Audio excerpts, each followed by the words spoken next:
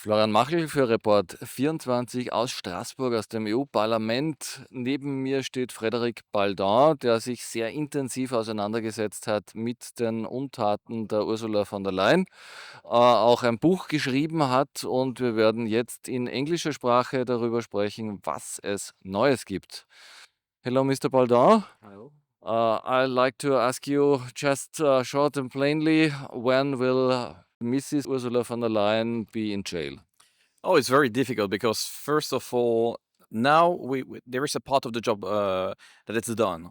So it's proving that she's guilty of some criminal offenses in the Pfizer gate. So we lodged a criminal complaint in 2023 in Belgium, and we had an investigating magistrate who tasked the police, and so the police had to investigate the case. It's the anti-corruption unit of the Federal Police of Belgium called the OCRC, and they made a secret report in the frame of this investigation. And this 1,000 pages report is accusing Mrs. von der Leyen, and the name on the cover is Ursula von der Leyen and Albert Bourla. And so what happened once we had this report, there is a European agency called the EPPO, which is not really an independent agency. It's the European Public Prosecutor Office. So it's a kind of try of the European Commission of taking the power over the justice. And so these people, a Romanian chief called Laura Kövesi, she intervened into our case to say we need to shut down these proceeding. And so what happened? She was successful to do so. And so she was questioned by a member of the European Parliament saying, okay, but you intervene in this case, but what's the status of your investigation about Mrs. von der Leyen? And she said in this house, I have no suspect in this case. So basically, if the parliament organized such an hearing to control the action of the chief of the EPPO, it's to be sure that there is no abuse of power of such a EU civil servant. And so finally, she came to this house to lie to member of the European Parliament. So it's easy to prove because saying that she has no suspect is a big lie. She has a report from the federal police saying that Mrs. von der Leyen is basically guilty. So this is something very shocking, and we can just understand that basically the EPPO is under the control of Mrs. von der Leyen and her commission. Why? Because they provide the budget to the EPPO. There is a possibility for Mrs. von der Leyen to fire the chief of the EPPO. They also provide the IT infrastructure. And because there is no consensus between all the member states to create such a federal justice at the EU level, so there are still a kind of cooperation between member states under the control of the commission. So it's not an independent body. It's not an independent prosecutor office, and they only intervene into our case to shield basically Mrs. von der Leyen and Mr. Bulla and Pfizer from any kind of prosecution. So basically now we are kind of half successful so far. And so what we did after was to lodge a complaint against the chief of the EPPO because she assisted Mrs. von der Leyen in this case. But it seems we are somehow stuck. How is it possible to bring her to justice, or even this case to a regular court? I would say, first of all, we need to break this lie that there is no suspect in their case because there is no EU interest in the case of Mrs. von der Leyen. You see, it's a direct negotiation between Albert Bourla and Mrs. von der Leyen by, which I would say texto, but it's not true. Now we have a lot of document and evidences showing that it's a message on the Signal app. And at the very beginning, she decided to configure the automatic deletion of these messages, meaning that it's an obvious violation of the transparency regulation.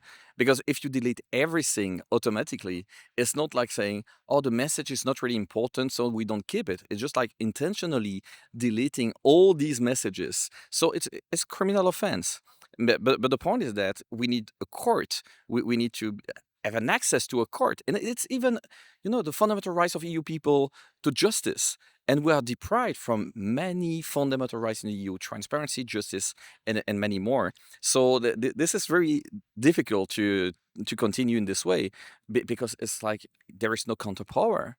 You see, so she's like the top executive of the top political body, and no one can challenge her. It's not because she's not guilty. She is guilty. It's very obvious. But we have no independent court to make a ruling or to take a decision. So, are there any sanctions against you because you try to solve this matter? So first of all, very recently I had an access to my money because my banks at the same time decided to basically shut down my bank account to stop my relation with the bank. Not only myself, all the related accounts. Saying it means my companies, the account with my wife, the account of my son. So everything was like frozen by the banks. So it's just like very shocking, and it's even a violation of the EU law. So it's very amazing, and it happens to me just after I went to Washington D.C. and I provided some information on Mrs. von der Leyen. And maybe you remember that she went to the Gulf, Turnberry Gulf, to make the massive trade deal. So it was really shocking to the European because it was nothing about defending the interests of the European people, but all about serving the interests of the United States. And she was really humiliated by Donald Trump. And so my banks decided to shut down my bank account the day after. So maybe they were a bit upset by the fact that we also provided some key secret information about this case and Mrs. von der Leyen to the US authorities. So, you say you managed to regain control about your money, or is it still frozen? Yeah, it took me like 6 months to re-access to my money, but it's not the only problem. So they removed my badge, my accreditation for my company, myself. Also, I had some problems. I was obliged to change my of office 3 times. Like the last time, they tried to do something like make a kind of disregistering of my company in my headquarters. So they contacted my administration to say, "Oh, we want to disregister this company," and it's fully legal because I had a contract, I paid my rent, and so it was very difficult to understand why it happens to me. And so I just like checked the website of the company renting my office, and the biggest client, it's Interoffice, the company. The biggest client is the European Commission. It's on their website. So it's very strange that I have so many problems with banks doing business with Pfizer and the European Commission, and also office rental companies that have business with the European Commission, and many problems like that. So I can make a list, but it will be very long. But it's very obvious that I face some retaliation after the criminal complaint. You also wrote a book about Ursula von der Leyen. Is it already available in German? So it is very surprising to me because I was able to publish it in English language, in French, in Czech language. It's a bestseller in Italy, and I went myself to an exhibition in Germany for editors and publishing house, and so I met with very famous, I would say, German publishing house, but like people opposed to the government able to publish everything about UFO, any kind of things. And even them, I visited them, I went to their place, I provide them with a book, and it's like they are terrified and no one want to publish it in Germany. Maybe it's because they are afraid about retaliation and they don't feel free to publish it. Because, it's a very serious book. Like, we investigated everything, like the conflict of interest, the past of Mrs. von der Leyen, the fact that she was a lobbyist for the World Economic Forum, which leads us to the conclusion that it's incompatible with the function of president of the European Commission from the very beginning. So it's like, every day they violate the fundamental rights, every day they violate the treaties. And so if you prove it in a very serious way, it's like the institution are not very happy. And it's the same about the lobbies, because finally we explain to the public how they can understand the way the lobbies, they compromise the institutions and the decision makers. So, how do you plan to continue? So first of all, I'm still in a legal proceeding against the chief of the European Public Prosecutor Office, and once it will be finished, I can start again to prosecute Mrs. to lodge a criminal complaint against Mrs. von der Leyen. So basically, the court said two very shocking things. So it's unbelievable. First of all, I have no damage related to the corruption, because the corruption is a damage for the states, because this is the money of the states. And even if I'm a taxpayer, it's not my money. So it's a bit shocking. I'm not sure that the European, they agree on it. And so the second point is they said, it's not because basically Mrs. von der Leyen violated my fundamental rights that I have a damage. But the European Court of Human Rights said the opposite. So it's very amazing to see that if these rights are fundamental, is because if anyone violate these rights, you have an automatic damage. Otherwise, they are not guaranteed to anyone. Otherwise, they are not fundamental. And so it's really a political ruling so far.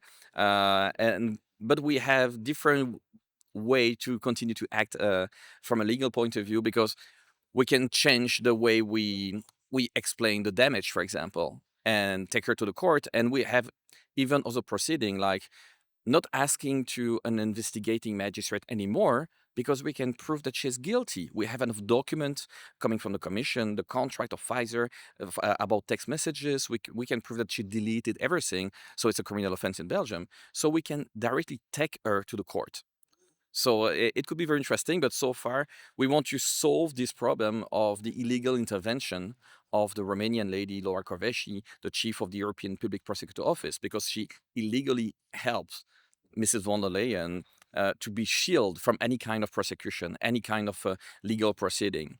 So it's really like a mafia. So it's like the right behavior. They concentrate the political power, the justice, the judicial power, and they try to be criminals without any kind of consequences, never being accountable. So we will break this system. Otherwise, it's going to be a revolution. You see, there is no other way. If you are trapped and you have no right to the free speech, no right to justice, no right to transparency, what's the final step?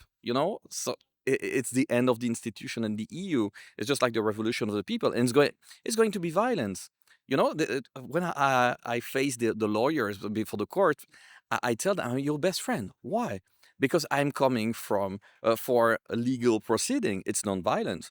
So even if I have a political decision, but it's not dangerous for me, it's dangerous for you, because when the people, they will be upset, they won't be violent against me, but against you. So it will be better to solve this problem before the justice and not on the street. So this is, I don't know what's going to happen. Maybe it's going to be violent. Maybe we will win in court. We will see.